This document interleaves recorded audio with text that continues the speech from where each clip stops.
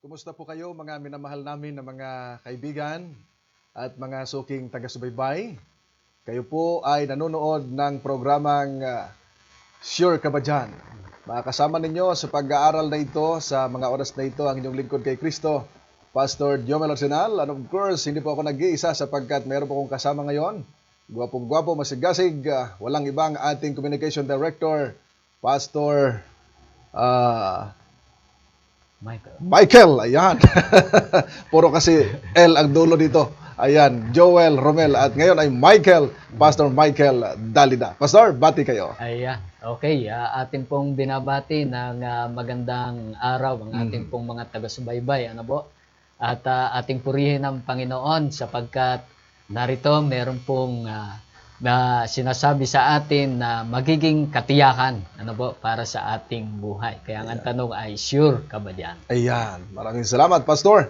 At mga giliw namin mga taga-subaybay, dahil sa kayo'y makakasama namin sa isang oras ng pag-aaral, ay nakikiusap tayo na pakishare po ng ating live, no, Yes, Pastor, opo. para marami po ang makinabang at maging pagpapala sa kanilang ating paglilingkod. At sure ako na kayo ay matuto at maraming matututunan sa ating pag-aaralan sa umagang ito. Pero Yes, samantalang kayo nagsishare ng ating programa ngayong umaga, ay ating hilingan ang Pastor Mike sa pambungad na panalangin.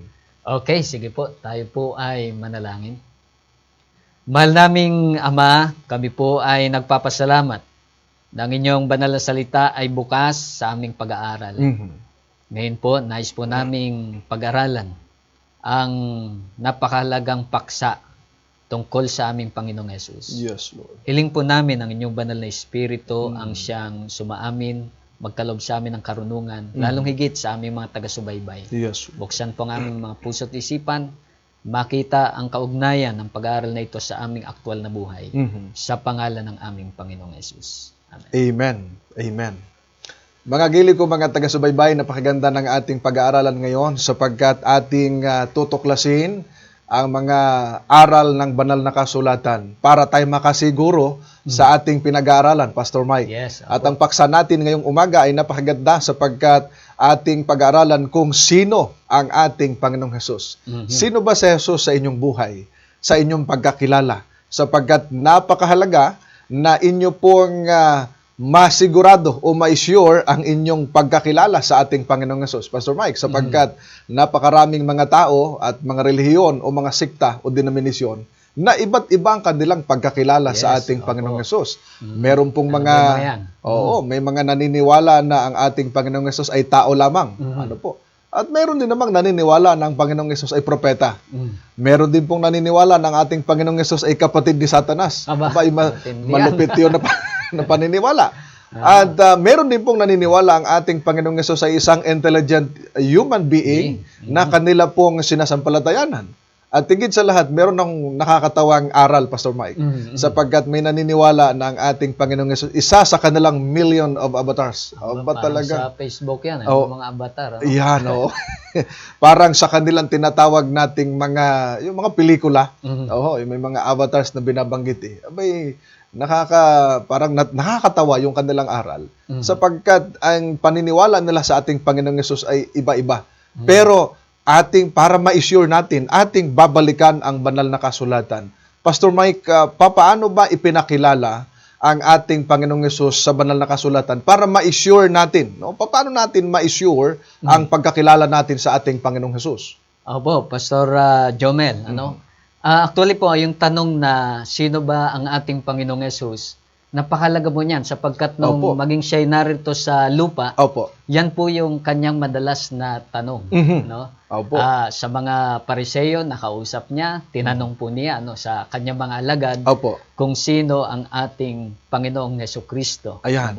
At doon, Pastor, sa mga pagtatanong, ano po ang mga sagot ng mga itinanong niya o mga taong tinanong niya kasama yung mga alagad kung paano nila kilala ang ating Panginoong Hesus sapagkat nakasama nila ng mahigit 3 taon ang ating Panginoong Hesus sa pagmiministeryo. At dahil sa ang ilan ay nakarinig lamang na mga balibalita kasi nung araw pala, Pastor Mike, ay uso na rin yung chismis. O di kayong mga balibalita pagka narinig, anak yata ito ni Elias, o di kaya anak ni Zacarias ito, o di kaya ito si Elias mismo, etc.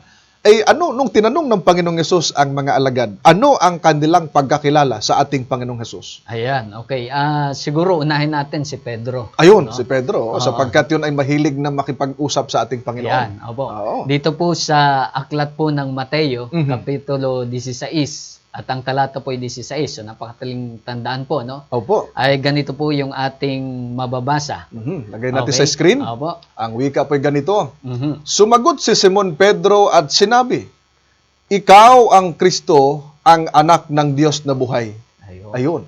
So ito, Pastor Mike, bago mo ipaliwanag ang talatang ito, sa talatang 15 kasi, ay may sinabi ang ating Panginoong Hesus na ganito. Talatang 15, angat lang natin ng kaunti.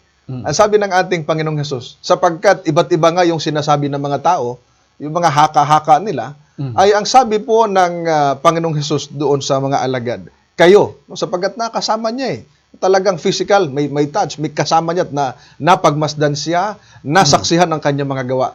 Ano ang inyong pagkakilala sa akin? Sa talatang 15, sumagot si Pedro sa 12 alagad, Pastor.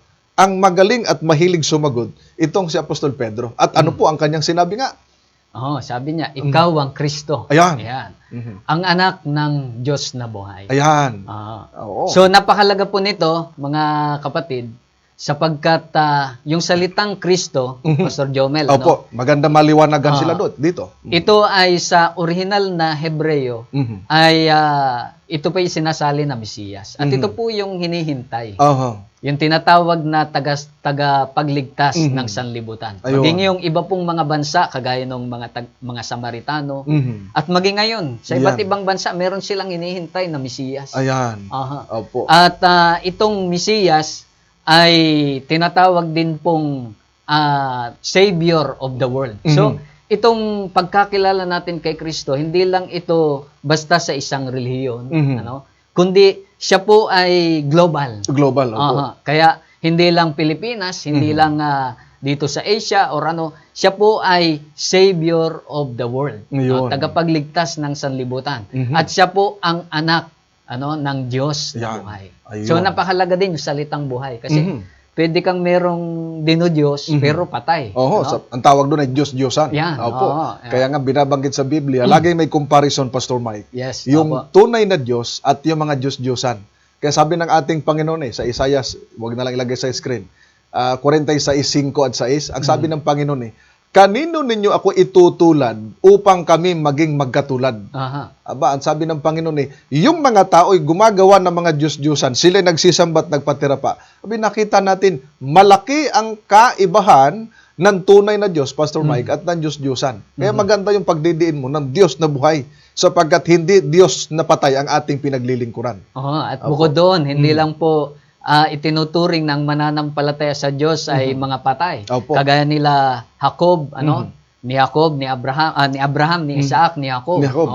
Itinuturing ng Diyos na itong mga mananampalatayang ito'y buhay. Ayan. Bagaman sila'y malao nang namatay.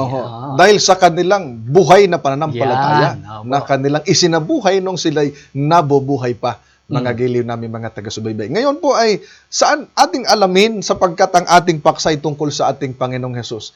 Saan ba galing ang ating Panginoon? Siya ba'y lumitaw lamang na parang kabuti? Na kung saan ay parang sa ilang mga tao, hindi ko alam sino yan biglang lumitaw lang yan na hindi namin naalaman kung saan galing yan Ay ang ating Panginoong Hesus para sa kaalaman ng mga nanonood sa atin at ma-assure nila kung sino yung Hesus na kanilang pinaglilingkuran. Ay saan po galing ang ating Panginoong Hesus? Ayan. Dito po ay yung mga tao, iba-iba din ang paniniwala dito, no? Kaya maganda na makasure tayo sa bagay na ito. Kasi may mga naniniwala, si Kristo lumitaw lang sa sanlibutan nung ipinanganak. Ano ba? Pero makikita natin ang mga katibayan ng salita ng Diyos, tiyak na mga katibayan, na si Kristo ay nariyan na bago pa siya isilang. Ayun, ibig sabihin, Pastor, ay umiral na siya. Umiral na siya. Ang tawag ay pre-existence. Iyan. Sapagkat maraming, gaya ng binanggit ninyo, maraming ang mga tao na naniniwala na si Kristo umiral lamang nung nagkatawang tao. Pero nung hindi pa nagkatawang tao, ay wala pa. Yung ilan nga, ang sabi ay nasa isip pa lang daw. Nasa isip. Pero ano po ang sinasabi ng Biblia para ma-assure natin ang tamang aral at doktrina? Ayan, okay, tingnan po natin yung isa. At ito po ang pangunahin. Maraming mga talata, pero siguro hindi natin maano yung lahat, pero yung ilan dito ating tingnan. Ano? Opo. Sa Mikas 5:2. Ayan. Ating tingnan ito. Mikas Kapitulo 5, ang talata po ay 2. Ayan. Ganito po ang ating mababasa. Ngunit ikaw, Bethlehem sa Ephrata, na maliit upang mapabilang sa mga angkan ng Huda, mula sa iyo ay lalabas para sa akin ang isa na magiging pinuno sa Israel, na ang pinagmulan ay mula ng una, mula ng walang hanggan. Ayun. Napakaliwanag, Pastor. Oho. So, siya po ay nariyan na. Actually, yung pangalan mismo na Panginoon, Yahweh, na ikinakapit sa ating Panginoon bilang Mesiyas, like yung term ng Jeremiah na Christ, our righteousness, o the Lord, our righteousness. Yung salitang Lord, Yahweh, ang ibig sabihin nito ay self-existing one. Ayun, oo. Yung tetragrammaton na yun, hey, wow, hey, Pastor. Ano po? Ano nga ang kahulugan nun? Self-existing one. Ibig sabihin ay umiral na? Umiral na. Opo. Oo. Kaya, sige Pastor, go ahead. Kaya dito, makikita natin sa talatang ito, ang kanyang pinagmulan ay mula ng walang hanggan. Ayan. Sa Hebrew niya, yung salitang walang hanggan ay ulam. Hindi lahat ng ulam ay pagkain, Pastor. Yung Hebrew word niyan, Pastor, ay talagang walang hanggan yung kanyang pinanggalingan. Meaning, ay wala siyang pasimula. Walang pasimula. At bukod doon, wala siyang katapusan. Ayun. Oo. Kumbaga sa aklat naman ng Revelation, kung ating titingnan sa Apokalipsis, ang tawag niya sa kanyang sarili ay Alpha at Omega. Ayun. Kung merong pinakang dulo sa umpisa, doon siya. At sa dulo ng kabila, doon din siya. Ayun. Hindi siya galing sa letter M o sa gitna ba? Hindi siya umira lang biglang lumitaw doon sa gitna. Kundi siya sa Alpha at Omega. So yung buong spectrum ng existence, andyan ang ating Panginoong Hesus. Sapagkat yung Alpha at Omega, ito ay mga tinatawag nating alpabeto ng Griego. Sa lumang tipan, Pastor, binanggit, ipinakilala din ng Panginoon na yung tetragrammaton, na siya'y una at siya'y huli. Ay di ba ganun din yung ipinahayag doon sa bagong tipan? Ngayon, dito nakita natin na ang Panginoong Hesus pala, bago pa siya pinanganak, sapagkat dito, Pastor, nakita natin na ang Mika 5:2 meron niyang katuparan. At ang katuparan niyan ay nandoon sa Mateo 2:6. Na kahit hindi na ipalagay sa screen, isulat niyo na lamang po yung talata. Yun po ang katuparan niya, na ang katuparan ang ating Panginoong Hesukristo. Ay malinaw, Pastor, na ang kanyang pinagmulan ay walang hanggan. Ayan, ay malinaw, ayan o. At ikaw, Bethlehem sa lupain ng Huda, sa anumang paraan ay hindi ka pinakamaliit sa mga pangunahing bayan ng Huda, sapagkat sa iyo manggagaling ang isang pinuno na magiging pastol ng aking bayang Israel. At itong context niyan, pag binasa natin, ito yung panahon ng kapanganakan ng ating Panginoong Hesukristo. At walang iba, Pastor. At dito yung ipinakikita, walang hanggan, at yung kanyang tahanan, ang sabi sa 6:38 ng Juan ay, siya nagmula sa langit. Ayon. At maliwanag, Pastor, dahil sa nakita natin ang pinagmulan ng Panginoong Hesus ay walang hanggan. At maraming mga talata sa Biblia ng Panginoong Hesus ay tao.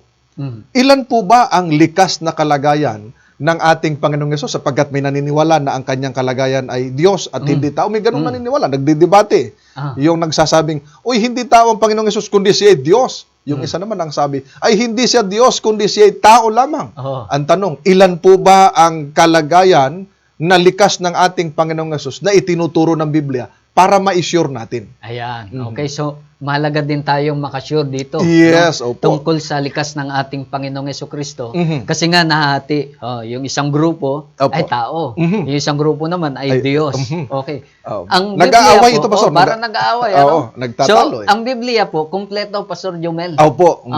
So, pinag-combine. Ayun. Sa Biblia po, ang ating Panginoong Hesukristo ay Diyos na nagkatawang tao. Aba, maganda yung punto mo, Pastor. Diyos na nagkatawang tao. Yes. Pag sinabing Diyos na nagkatawang tao, ilan na yung kanyang likas? Ayan. So, dalawa na ang kanyang likas ngayon. Siya'y 100% na Diyos, sapagkat diyan naman siya nag-umpisa. At siya'y 100% din na tao. Ayun. Doon sa tinatawag natin, Pastor, na pagiging Diyos niya. Magandang makita natin, ano ba ang magiging tinatawag nating attributes o katangian ng isang tunay na Diyos para, kasi may mga taong tumututol eh. Meron nga akong nakausap nung araw, dahil ako po mahilig sa mga ganon nung araw. Ang sabi ay, patutunayan ko na ang Panginoong Yesus ay hindi tunay na Diyos. Aba, pero parang naniniwala na Diyos hindi nga lang tunay. Paano natin malaman na ang isang Diyos ay tunay? Sapagkat sa Biblia, maraming Diyos-Diyosan, Pastor. Yun lamang sana sa Exodo na pinag-aralan natin sa lesson ay ang kalaban ng Panginoong Diyos ay nasa 12 Diyos-Diyosan.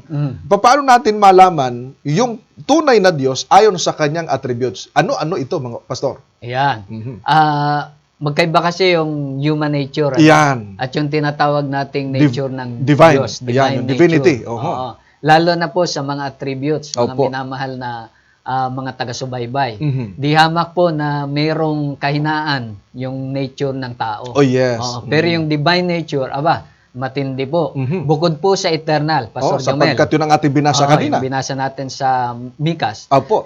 Meron din pong iba pang mga katangian ng Diyos. Ang isa po dito ay yung tinatawag po na omnipotent. Pag sinabing omnipotent, anong ibig sabihin Ang nun? ibig sabihin niyan, kaya niyang gawin ang lahat. Ayan. Ibig sabihin ay makapangyarihan. Makapangyarihan sa lahat. Ayan. Pag sinabing makapangyarihan sa lahat, meron bang mga Diyos-Diyosan na maitutulad sa Kanya? Ay wala. Ayan. Sapagkat siya lang ang merong ganong katangian. Correct. At yung bang pagiging makapangyarihan sa lahat, yan ba ay katangian din ng ating Panginoong Yesus bilang Diyos? Yes, yan ang katangian niya. Basahin natin, Dito po sa aklat ng Apokalipsis. Para ma-assure natin. Kapitulo 1, ang talata po ay 8. Ayan. Tingnan natin yan. At pwede rin po natin ikumpara. Baka hindi na natin mabasa, Pastor Jomel. Yung nasa 22 ng Apokalipsis din po, 12, 13 at 16. Ayan. Ito po ang sinasabi sa aklat ng Apokalipsis, ang kapitulo 1, ang versikulo 8. Ako ang Alpha at ang Omega. Ito yung binanggit mo kanina. Sabi ng Panginoong Diyos na siya ngayon at ang nakaraan at ang darating, ang makapangyarihan sa lahat. Abay, maliwanag, Pastor. Madami na sa talatang yan, Pastor Jomel. Maraming description ng pagiging Diyos at yung kanyang divine attributes. Opo. At isa doon, Pastor, sa binasa mo kanina ay binanggit mo na ang isa sa katangian ng tunay na Diyos ay omnipotent. Pag sinabing omnipotent ay makapangyarihan sa lahat. At dito sa talatang binanggit mo ay narito na rin yung Alpha at Omega. Siya rin yung Panginoong Diyos na ngayon, nung nakaraan at darating. Pag pinag-usapan natin yung darating, sino ba yung darating? Ang Panginoong Hesus din. At ang sabi rito, ang makapangyarihan sa lahat. Yan yung isa sa mga, meron ng dalawang attributes na ito ay nasa ating Panginoong Hesus, Pastor. Unay, eternal. Pangalaway, omnipotent or all-powerful. Ano yung pangatlo? Ayan. Ang isa pa po ay nariyan pa po yung alam niya yung lahat. Ang ating Panginoong Hesus ay meron siyang katangian na ang tawag naman ay omniscient. Pag sinabing omniscient, alam ang lahat ng bagay. Bilang Diyos. Kasi pagka binanggit niyan, Pastor, meron kaagad silang ibabato. Abay, bakit hindi alam ng Panginoong Hesus ang kanyang pagdating? Kasi nakalimutan nila yung human nature. Ang ginawa nila, ipinag-combine. Pero bilang Diyos na tunay, ay isa pala sa katangian ay yung pagiging omniscient. Meron ba tayong mababasa niyan sa Biblia para ma-assure natin na alam nga ng Panginoong Hesus ang lahat ng bagay? Yes, opo. Dito po sa aklat ng Kolosas. Yan, tingnan natin. Kolosas kapitulo 2, 2 at 3. Atin pong mababasa ang kanya pong katangian. Sabi dito. Upang maaliw sana ang kanilang mga puso sa kanilang pagkakaisa sa pag-ibig at magkaroon ang lahat ng mga kayamanan ng buong katiyakan ng pagkaunawa at magkaroon ng kaalaman ng hiwaga ng Diyos na si Kristo. Ano bang na kay Kristo? Talatang 3. Sa sunod na talata. Opo. Na sa Kanya nakatago ang lahat ng mga kayamanan ng karunungan at kaalaman. Abay, napakaliwanag, Pastor. Saan anya nakatago yung hiwaga ng karunungan at ng kaalaman? nasa ating Panginoong Panginoong Jesus. Abay, Kasi, napakaliwanag. magkaiba kasi, Pastor Jomel, yung alam mo lang. Yan. Alam mo, Mhm. okay, may karunungan ka, may Opo. kaalaman ka, Mhm. kaysa ikaw yung source. Yan. Oo. Pag sinabi palang omniscient, na alam ang lahat ng bagay, sa Kanya nagmula. Sa kanya nagmula. Ayun, napakalinaw. Yun po ang sinasabi ng talata. Siya yung imbakan. Mhm. Siya yung, kumbaga, siya yung source. Yan, Siya pinagmulan. Pinagmulan. Ayun. Lahat ng kayamanan, Ng karunungan, at ng kaalaman. Opo. Sa makatuwid, walang lihim na hindi mahahayag sa Kanya, Pastor. Mhm. Kung kaya pala, nung araw, nung narito siya sa lupa, ay yung nilalaman ng isip ng tao, alam niya. Mhm. Yung nilalaman ng puso ng tao, alam niya. Kaya nagugulat yung mga tao kapag na-encounter niya. Ang sabi nila bakit alam ito sinasabi natin? Hindi pa man nila sinasabi, nasa isip pa lang naglalaban yung kanilang sinasabi, alam na ng ating Panginoong Hesus. Dahil siya nga ang pinagmulan ng kaalaman. So meron ng tatlo. Meron ka pa bang maidadagdag, Pastor? Okay, ang isa pa bilang katangian ng Diyos ay yung tinatawag po natin na omnipresent. Aha, pag sinabing omnipresent. Omnipresent, ibig sabihin ay nasa lahat siya ng lugar. Ayun, walang maitatago sa kanya. Walang maitatago. Sapagkat hindi lamang niya alam, kundi nakikita Naroon. niya. Oo. At yung maging kanyang presensya, opo, ay meron ba tayong patunay niyan na ang ating Panginoong Hesus ay omnipresent para ma-assure natin sa ating mga taga-subaybay na tunay nga ang ganitong tinatawag nating katangian. Opo, tingnan natin po ang isang talata. Mhm. Ito pong nasa aklat ng Mateo 28:20. Mhm. Ito'y pangako ng Panginoon. Opo. Lalo na po sa mga gagawa sa kanyang gawain. Opo. Okay, ating pong basahin niyan. Mateo 28:20. Mhm. So, sa mga humahayo para sa gawain ng Diyos, ito po yung napakahalagang tandaan Opo. at pangako po ito. Ito po ang wika ng ating Panginoong Hesus nung siya ay mag-iwan ng Great Commission. Mhm. Opo. At turuan silang sundin ang lahat ng mga bagay na iniutos ko sa inyo. At narito, ako'y kasama ninyong palagi hanggang sa katapusan ng panahon. Yes. May maliwanag, opo. Pastor. So kasama. Ano po? Ibig sabihin, habang tayo dito ay naglilingkod, actually, Opo. meron din yan sa Mateo 18:20. 18. 20, opo. Na ang sabi niya, kung nasaan ang nagkakatipo ng Dalawa lang o tatlo, opo. tatlo, Oo. naroon siya Ayan. sa kalagitnaan Oo. niya. Yung ipinangako niya, Pastor, na presensya niya. Mm. At yung nasa 20, yung binabanggit doon, ako'y kasama ninyo. Hindi ba assurance ito na ang Panginoon ay hindi tayo iniiwan? Hindi tayo iniiwan. Opo, Nariyan tayo- siya. Correct. Opo. So, dito sa atin, nariyan siya. Mhm. Saan man po kayo nanonood, mga minamahal namin taga-subaybay, nariyan din po ang Panginoon. Ayan. Aha. Opo. So napakaliwanag, mga minamahal, yung tinatawag nating katangian ng isang tunay na Diyos na makikita sa ating Panginoong Hesus. May habol ka pa bang mga katangian ng Panginoon? Marami pa po. Ano po? Nandiyan na ang ating Panginoong Jesucristo, siya po'y banal. Yan. In fact, hindi po siya nagkasala. Correct. Hindi rin po siya nagbabago. Sabi nga ng talata, Jesus is the same. Yesterday, today, and tomorrow. Forever. Oo. Forever. Sa Hindi siya Hebreo 13:9. Abay, 8. At ipinaalala doon hanggang 9 kung gaano ang Panginoong Hesus hindi nagbabago. Naalala ko, Pastor, yung nasa Exodo 3:14. Yes. Sapagkat yung na-encounter ni Moses na Panginoon, yung Yahweh, ay tinanong niya, Panginoon, anong pangalan mo? Aba, maganda yung isinagot ng Panginoon. Ako, yaong ako nga. Ako nga. Yung palang paraphrase nyo, pag ipaparaphrase mo siya yung Diyos na hindi nagbabago. That's why He introduced Himself as the God of Abraham, Isaac, and Jacob. Sapagkat siya yung Diyos na hindi nagbabago. Maging kay Abraham nung nakausap niya. At alam nyo, ang sabi ng Panginoong Hesus natuwa pa si Abraham nung makita ang kanyang araw. At yan yung katibayan ng ating Panginoong Hesus. Umiral na. Correct. Opo. Hindi pa man siya naging tao. Pastor, opo. Ibig sabihin, nung hindi pa ipinanganak, nandyan na siya bilang Diyos, hindi bilang tao. Opo. Ngayon, Pastor, dahil meron ka pa bang ipahayag na iba? Doon sa... Opo. Yung sinasabi din sa talata na yung buong kapuspusan ng pagka-Diyos ay nasa Panginoong Jesucristo. So ito na yung pinaka-summary talaga. Ilusulat nyo na lamang po talata, mga minamahal, nasa 2:9 ng Kolosas. Yan. So, maliwanag, meron ng malinaw na ang ating Panginoong Hesus ay tunay na Diyos, dahilan sa nakita natin, mga minamahal, yung katangian na naipahayag po ng Pastor Michael Yes. na makita, ito'y katangian ng tunay na Diyos na makita sa ating Panginoong Hesus. At isa pa, Pastor, yung napakahalagang bagay din, yung pagiging manlilikha. Yes. Sapagkat walang manlilikha na hindi tunay na Diyos, Pastor. Talaga. At tayo, pwede din tayong lumikha, Pastor Jomel. Correct. Meron tayong creativity skills.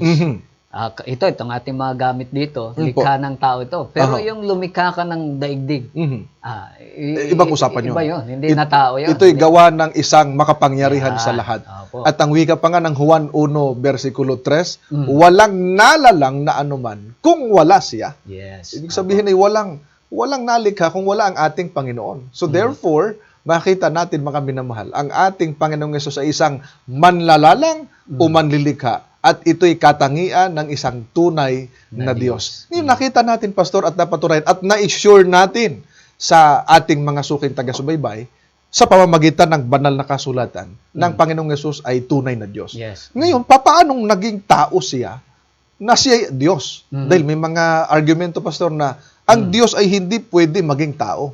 Paano naging tao? Ano ang layunin ng Panginoong Hesus? Bakit siya naging tao? At tunay ba na siya ay tao talaga? Yun ang sinasabi ng iba. Ang Diyos, hindi, pero wala, tulad ng ating sinabi, wala pong imposible sa Diyos. Yung aswa nga, tao, kaya magsa-aso, di ba? Kaya mag-transform. Ano pa yung ating makapangyarihang Diyos? Ano po? Pero ito po ang pinakamaganda dito. Ang ating Panginoon, Pastor Jomel, kung bakit siya nagkatawang tao, merong malinaw na dahilan. Ating na tingnan yung kanya pong sinabi. Dito po sa Hebreo 2:17. Lagay natin sa screen, Hebreo 2:17.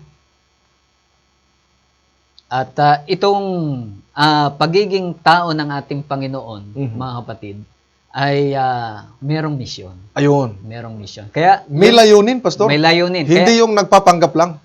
Kaya unique eh. Siya lang yung talagang katauhan sa buong sansinukob na nagdala ng ganyang nature. Ayan. Tangi. Bukod tangi, Pastor. Palibasa siya'y, kumbaga, mediator. Tagapamagitan sa pagitan ng Diyos at ng tao. Kaya ang pinaka-the best na mediator lagi, yung alam niya yung magkabilang panig. Ayun. Kasi pagka hindi mo alam, paano ka mamamagitan? Sapagkat yung salitang mediator ay tagapamagitan. Sa gitna ka. Ngayon, ito ang isa sa pinahayag kung bakit ang ating Panginoong Hesus ay naging tao. Sa Hebreo 2:17, kaya't kailangang siya ay maging kagaya ng kanyang mga kapatid sa lahat ng mga bagay, upang siya ay maging isang maawain at tapat na pinakapunong pari sa mga bagay na nauukol sa Diyos, upang gumawa ng handog na pantubos sa mga kasalanan ng mga tao. Yes. So, makikita po natin dyan, ang purpose, kasi itong pinakamalaking problema, Pastor, natalakay natin ito sa marami ng mga pagkakataon.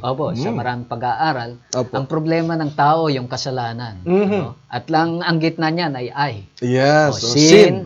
Yung pride. Ang sentro, laging tayo, I. Laging I. At yan po ang pinasok ng kaaway sa atin pong mundo, sa ating daigdig. So, hindi lang po yung mundong ating ang napektuhan niyan. Correct. Kundi buong sansinukob, mga Yes. minamahal. At right now, maring ang kasalanan po ay apektado tayo. Correct. Maring sa ating mga viewers ngayon, Pastor Jomel, merong struggle sa kasalanan. Yes. Especially, tinatawag ngayon, ang term na ngayon, modern kasalanan. Addiction. Yes. Mga ganyan. Ano po? Dahil yun ang kinabubuhay. Yung ating mga struggle laban sa mga bagay-bagay na alam nating hindi mabuti para sa atin pong buhay. At yan po yung sinolusyonan ng ating Panginoong Hesukristo dito sa mundo. Kaya pala may mga nagbabanggit, Pastor, na Christ is the answer. Christ is the solution. The solution. Sapagkat walang sino mang makapagbibigay ng solusyon para sa ating mga kasalanan. Yes. Paano bang nangyari, Pastor, yung binabanggit nating pantubos, sapagkat binabanggit po riyan na siya ang pantubos sa ating mga kasalanan. Paano nangyari na siya naging pantubos? Okay. So makikita natin sa buhay ng ating Panginoon, siya po ay, ang isa pong tawag sa kanya ay katuparan. Merong anino, siya yung katuparan ng anino. Siya yung inaaninuhan. Aninuhan. Oo. Makikita natin sa lumang tipan, merong mga pag-aalay para sa kasalanan. Ayun. At yan po yung mga tupa o anumang hayop. Kambing, baka. Okay. Basta ang kategory, walang batik. Walang malinis, dungis. Walang kapintasan. Sapagkat paano mong iaalay yung madumi para sa madumi? Wala. Walang makakuha ng malinis sa madumi. Yan. Kaya yung pong kalagayan na yun, yun ang sukdulang misyon ng pagiging tao ng ating Panginoong Jesucristo. At para ma-assure natin, ay siguro basahin natin, para at iyong i-elaborate ito, Pastor Mike. Sa aklat ng Hebreo, Kapitulo 10, ang mga versikulo 4 hanggang 6, Hebrews chapter 10, verses 4 hanggang 6, ito ang ating mababasa. Hebreo 10, 4 hanggang 6. And by the way, Pastor, bago natin basahin, itong ating talatang iwanan, tinukoy dyan yung punong pare or ibang term ay saserdote. Sa lumang tipan, ito po yung mediator. Ayun. Sa pagitan ng Diyos at ng mga tao. Ayun. Okay. So, napakahalaga. Ang wika rito ay ganito. Hebreo 10, 4 hanggang 6. Sapagkat hindi maaaring mangyari na ang dugo ng mga toro at ng mga kambing ay makapag-alis ng mga kasalanan. Sapagkat ito nga ay anino, Pastor, at na may inaaninuhan. Talatang 5. Ang sabi ganito, kaya't pagdating ni Kristo sa sanlibutan, dumating talaga Kaya nagkatawang tao, na ang kanyang, siya'y ipinanganak ng isang babae sa takdang panahon. Galatia 4:4. Ang sabi rito, sa sanlibutan ay sinabi niya, hindi mo nais ang alay at handog, ngunit ipinaghanda mo ako ng isang katawan. Kaya pala yung binanggit mo, Pastor, na nagkatawang tao, may maliwanag dito. Yes. Ipinaghanda ng isang katawan. Yun yung katawang laman. At dugo. Ayun. Sapagkat ang pinakanais niya ay upang tubusin. Siguro idagdag natin yung binanggit mo, Pastor, kay na nasa 1:21 ng Mateo. Sapagkat maliwanag doon At bago yon ay, sige po, ilagay natin sa screen at ng atin pong mai-elaborate ni Pastor ang dalawang pagkasunod na talata. Siya'y manganganak ng isang lalaki at ang pangalang itatawag mo sa kanya ay Jesus. Ito yung ipinanganak na pumasok si Kristo sa sanlibutan. Sapagkat ililigtas niya ang kanyang bayan sa kanilang mga kasalanan. Ayun. Paano ba ito niya ginawang pagliligtas, Pastor? At yung kanyang pinakalayunin na binanggit doon. Sige po, go ahead. Kagaya ng ating nabanggit, ito'y nailarawan na. Yung gagawin ng ating Panginoong Jesucristo ay nailarawan na doon sa lumang tipan, sa pamagitan ng mga hayop. So, ang gagawin ng isang makasalanan, pipili siya ng isang handog na ito ay walang dungis, dadalhin niya sa pari, papatungan ng kanyang kamay kung saan ikukumpisal niya yung kanyang mga kasalanan in symbol. So, pagkatapos niyang maikumpisal ang kanyang kasalanan, aabutan siya ng pari ng kutsilyo. At doon ay gigilitan niya yung kanyang alay. Nasasahurin naman ng pari para yung dugo. Para siyang ialay doon sa altar. Merong altar na sinusunugan kung saan doon winiwisik. Meron din pong kortina doon sa loob ng sanktuaryo kung saan winiwisik ang dugo. Sa kabila ng kortina, naroon yung kaba ng tipan na merong kautusan ng Diyos na nandun sa loob ng kaba ang tawag doon ay kaba ng awa. So sa ganun ding paraan, Pastor Jomel, ang ating Panginoong Jesucristo ay dumating bilang, sabi nga ni Juan sa 1:29 ng Juan, siya yung tupa ng Diyos. Ayun, na nag-aalis ng kasalanan ng sanlibutan. Ayan, ang wika ni Juan ay, narito, nung makita niya, paparating ang Panginoong Jesus narito ang kordero ng Diyos. Ibig sabihin, ang Panginoong Jesus ang sinisimboluhan ng mga tupa o kordero doon sa lumang tipan na siyang mag-aalay sa atin ng kanyang sarili para sa ating mga kasalanan. At yan ay nangyari doon sa krus. Ayun. At bilang tao, mga kapatid, nakaranas siya ng matitinding paghihirap. Imagine niyo po yung hirap na dinanas ng ating Panginoong Jesucristo. Yun po ay bilang tao at hindi bilang Diyos. Bilang Diyos, sapagkat kung maganda binanggit mo yan, Pastor, sapagkat may naniniwala na kung si Jesus ay Diyos, bakit siya namatay? Oo, kasi may mga paniniwalang ganun. At yun ang itinatanong sa mga debate, sa mga pag-uusap na ganyan. Magandang maliwanagan tayo at ma-assure natin yung kasagutan ng banal na kasulatan. Dahil ang ating pag-aaral ay sure ka ba dyan? Oo, ay dapat sure tayo palagi doon sa isinasabi ng banal na kasulatan. Kung ang ating Panginoong Hesus nga naman ay Diyos, bakit siya namatay, Pastor? Oo.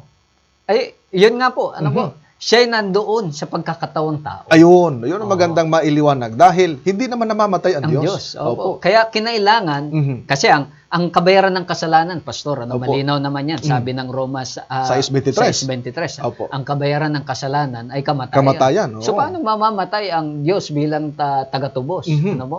So si Kristo, ano po, na siyang Diyos na nagpresenta ng kanyang sarili, voluntarily.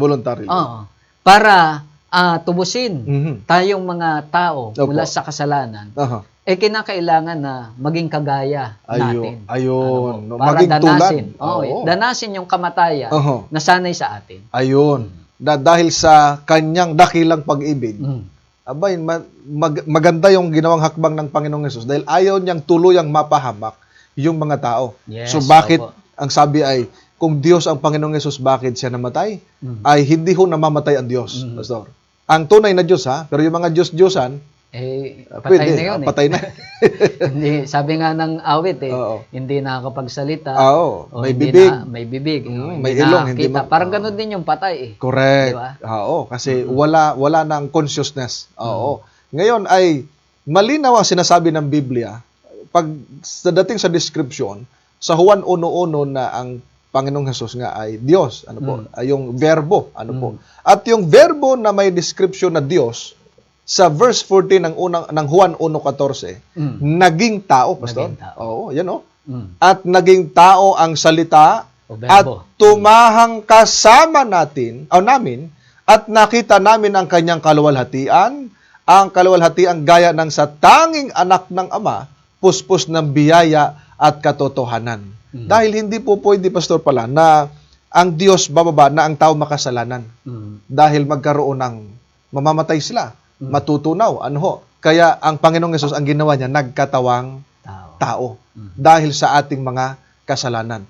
Ito bang ginawang pagtubos ng ating Panginoong Hesus, Pastor? Ito ba'y para lamang sa iilang tao?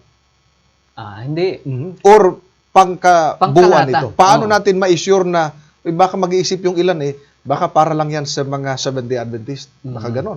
O di kaya, baka para lang yan sa mga Hudyo. Mga reliyoso. O di kaya sa mga reliyoso. Kaming mga sugarol o kung mga nasa kalayawan, baka hindi kami kasama dyan. Yung bang pagtubos ng ating Panginoong Hesus, ilang beses ba niya dapat gawin? At para kanino ito, Pastor? Ayan. So, makikita po natin, dun mismo sa pinakasikat na talata, Pastor, sa Juan 3:16. Pinakasikat yan. Kahit nakapikit, kayang basahin. Ayan. At yung iba nga, sa hulihan sa iba't ibang wika. Ganito po yung sabi, mga minamahal.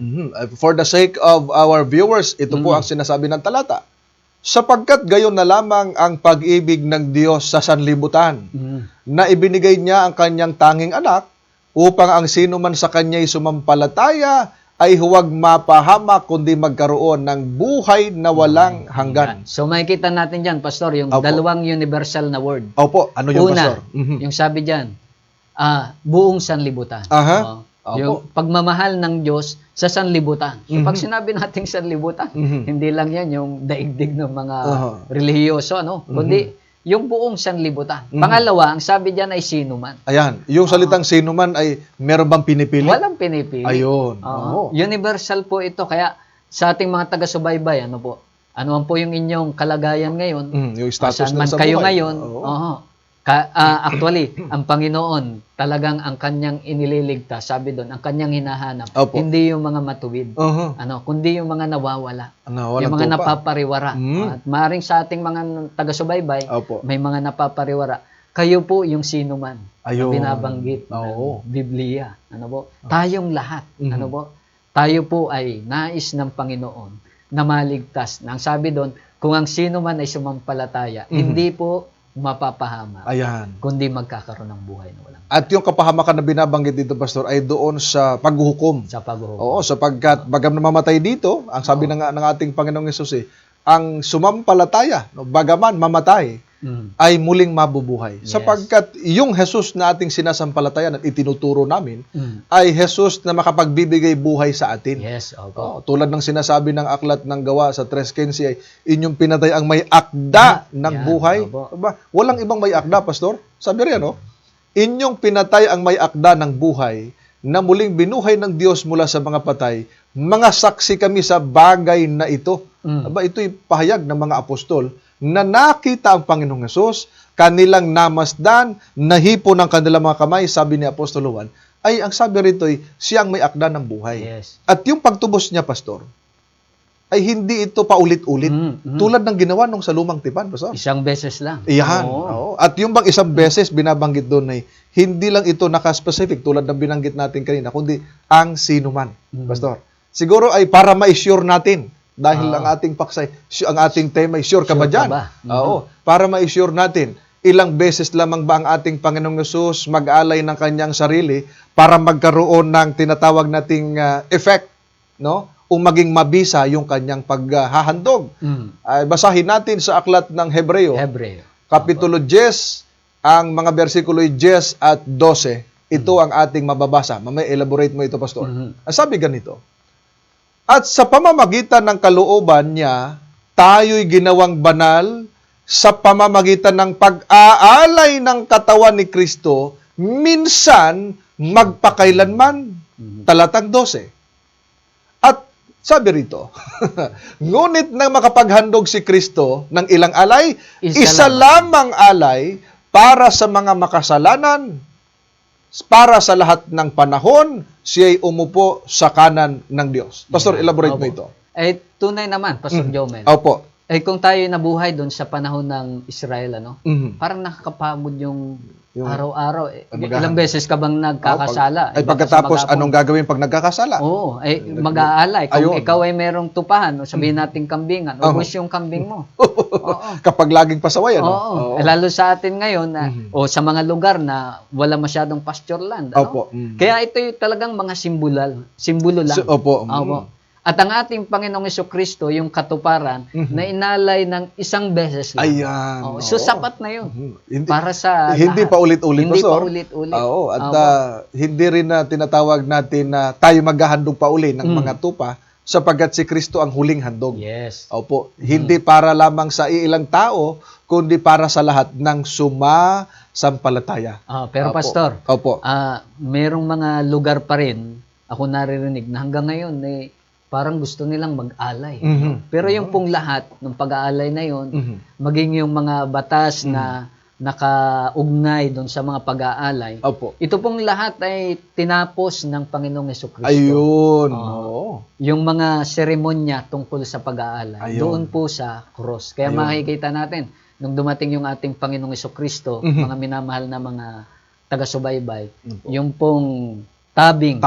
Yung kortina ng templo, nahati sa dalawa. Napunit, nagpapatunay na tapos na. Yung tunay o yung sukdulang alay para sa kasalanan ng sangkatauhan ay naialay na. Ayun.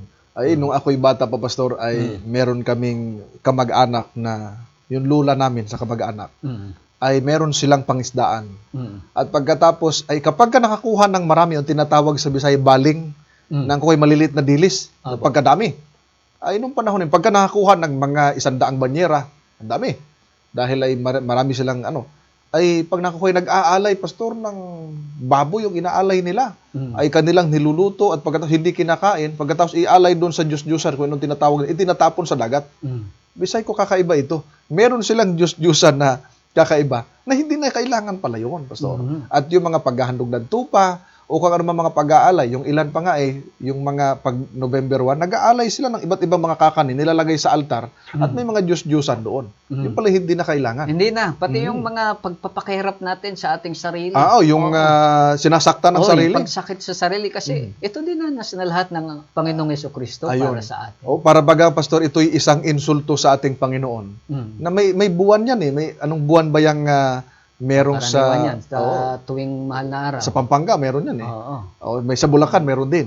May nagpapapako. May nagpapapako pa nga Pagkatapos yung ilan, sinasaktan yung kanilang sarili. Ito pala hindi na kailangan. Hindi na kailangan. Oo, sapagkat ito ay ginawa na ng ating Panginoong Hesus. Yes. May talata tayo rin yan. Sa aklat ng Kolosas 2:23, tingnan natin, yung pagpapahirap sa katawan, ba hindi na pala kailangan yun. Insulto yun sa sakripisyo ng ating Panginoong Hesus. Sabi riyan, ang mga bagay na ito'y merong anyo ng karunungan na para magagtunay, sa pagsambang ayon sa sariling kagustuhan. Ba, hindi pala gusto ng Panginoon ito, kundi gusto lang ng tao. Yes. Sa pagpapakababa at sa pagpapahirap sa katawan, ngunit wala silang kabuluhan laban sa kalayawan ng laman.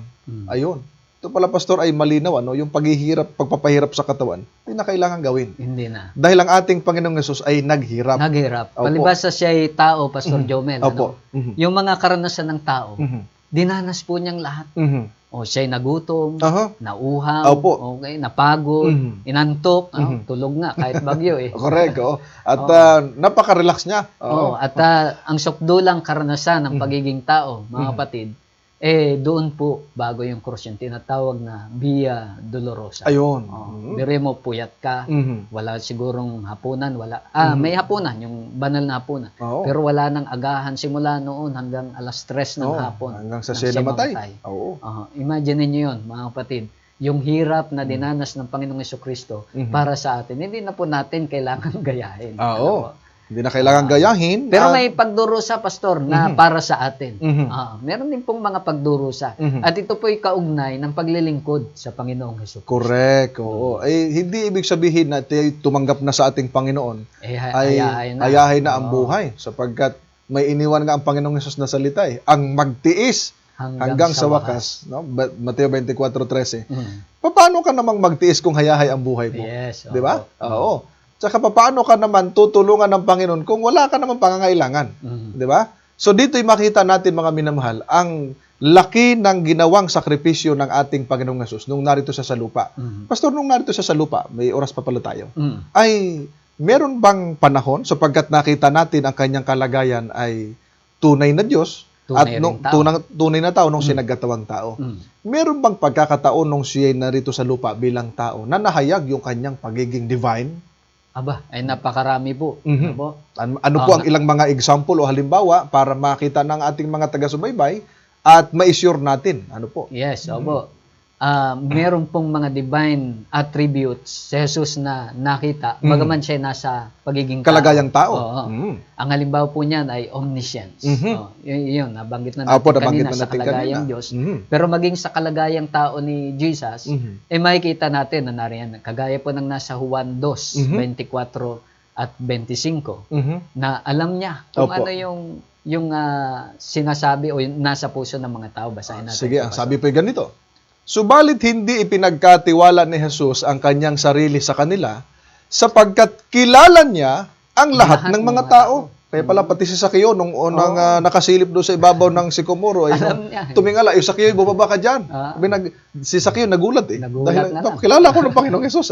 Sapagkat dito pala, Pastor, ipinaalalay, kilala niya ang lahat ng tao. 24. 25 pala. At hindi niya kailangan ang sinuman upang magpatutuo tungkol sa tao, sapagkat alam niya ang isinasaloob ng tao. Yes. So, nandyan ang ilan sa mga talata. Okay. At bukod diyan, na alam niya, ano po? Isama natin yung authority na magpatawad ng kasalanan. At yan yung ating pinag-uusapan. Ano po? Yung pong maranasan natin yung kapatawaran ng ating mga kasalanan. At yan po ang authority na mayroon ng Diyos. That same authority ng Diyos, ginamit din po ni Jesus bilang tao. Okay, makikita po natin yan sa aklat po ng Marcos, Kapitulo 2, ang talata ay 10. Kasi pagka nagpatawad ka ng kasalanan sa Diyos bilang tao, na ikaw naman ay tao lang, ang tawag pala dyan ay blasphemy. Blasphemy, Pero si Kristo, hindi natin pwedeng makusahan ng blasphemy. Yun ang akusan ng mga Pariseo. Yun ang akusan ng nakapaligid. Correct. At hindi nila matutulan ang ating Panginoong Hesus sapagkat siya nga ay Diyos na nagkatawang tao. At maliwanag, ano po, kapag ang ating Panginoong Hesus ay nagpatawad, nililinis niya yung pinatatawad niya. Sa magitan, halimbawa, pag may karamdaman, gumagaling pa. Kaya ang wika rito ay ganito. Marcos 2:10. Ngunit upang malaman ninyo na ang anak ng tao, ang Panginoong Hesus ito, ay may otoridad sa lupa na magpatawad ng mga kasalanan. Sinabi niya sa lumpo, ito yung pinatayo niya. Pinatayo. Opo. Bitbitin mo yung iyong higa. Oo. At lumakad ka. Lumakad ka. Lumpo Lumpo. Sino makagagawa nun? Hindi basta-basta. Yes. Yung mga tao ritong mga, di ko alam kung ano mga simbahan niya na, yung mga may sakit, pinatayo. Pagdating sa bahay, hindi na uli makatayo. Nalumpo na uli. Nalumpo uli. Pero sa ating Panginoong Yesus, hindi ganoon. Ay, hindi. Opo. Sapagkat, forever. Hanggang mamatay na siguro yung naging lumpo na yun. Yan. Talaga nakakalakad. Sapagkat He has the authority to forgive, Pastor, nung magpatawad. At magpagaling. Yes, oo. Kasi ngayon, ang mga doktor natin, nakakapagpagaling din. Pero si Kristo po, hindi lang po kagalingan ng physical. Ano po? Maging Kundi spiritual. ng kaluluwa. Ayan. Ang ating spiritual na pagkatao. buhay. Ngayon, Pastor, nabanggit dyan yung anak ng tao. Gusto ko lang mag-comment ng Correct. konti diyan. Kasi title ng Panginoong Yesus yan. Title yan ng Panginoong Yesus. Bagaman may bukod na pag-aaral dyan. Apo. Pero may maganda pong kaisipan tungkol dito. Apo. Kasi kapag nakita natin yung anak ng kambing. Ano ba yung anak ng kambing? Oo nga, Oo. Hindi naman pwede pusa. Oo. So, siya ay kambing. Correct. O yung anak ng tao, ano siya? Ay tao din. Tao. Pero si Kristo, tinawag ding anak ng Diyos. Sapagkat siya ay? Siya ay Diyos. Ayun. So, makikita natin, mga kapatid, na yung ating pinag-aaralan, sure po ito. Ang Diyos po natin ay tiyak na Diyos. Ano po? At siya ay tiyak din na tao. Ayun. Kaya natitiyak natin, mga giliw namin mga taga-subaybay, na ang ating sinasampalatayanan, walang kaduda-duda. Sapagkat una, ang ating Panginoong Yesus tiyak sa kanyang mga salita. Tiyak ang kanyang mga pangako. Di ba? Ay walang sablay doon, Pastor. Yes. Opo. At tiyak na siya ay tunay na Diyos at tunay na tao. Ano po? Sapagkat nakita natin, sabi nga ni Apostol Juan, sa unang Juan, ilagay nyo na lang yung talata sa inyong mga ballpen, sa inyong mga papel. Unang Juan 1:1 hanggang 4 na ang salita ng buhay. Kaya may programa tayong salita ng buhay sa umaga. At subaybayan din nila yun. Oo. Tuwing alas 5. Opo. Ay yung salita ng buhay, ang Panginoong Hesus, na siyang nakita nila, kanilang nahipo, namasdan, at talaga namang kanilang ibinabalita kung kaya nakarating sa atin. At ang balitang ito'y nagbigay sa atin ng pag-asa na walang iba ang ating Panginoong Hesus. Yayamang nakita natin, mga minamahal, yung kalagayan ng ating Panginoong Hesus. Hindi na tayo magdududa pa, Pastor, kung sino ang ating Panginoong Hesus. Dahil sure na tayo kung sino ang ating Panginoong Hesukristo. Siya ay tunay na Diyos at tunay na tao. Bakit siya tinawag na anak ng Diyos? Sapagkat siya ay Diyos. Bakit siya tinawag na anak ng tao? Sapagkat siya ay tao. At naging tao siya, mga minamahal. At yung kanyang sakripisyo ang nagdala sa atin ng katubusan, ng kapatawaran, at ng kaligtasan. Pastor, wala na tayong oras. Kaya gusto ko na magbigay ka ng mga panghuling o pangwakas na pananalita patungkol sa bagay na ito. Opo. Bilang Panginoon po nating Diyos na nagkatawang tao, si Kristo po ay hindi lang kasama natin, nakipamuhay sa atin. Sabi doon po sa Juan 1:12, hindi lang niya tinubos yung ating mga kasalanan, Pastor Jomel. At maging sa atin na mga nag-struggle ngayon, ang sabi doon, God o ang ating Panginoon, ang sabi diyan, siya ay nagkakaloob ng kapangyarihan o karapatan. Anong klaseng karapatan niya? Anong karapatan? Ng isang tao po ay maging anak ng Diyos. Napakagandang karapatan. Nakagaya niya. Anak ng Diyos na merong kapangyarihan na paglabanan ang kasamaan at kasalanan sa kanyang buhay.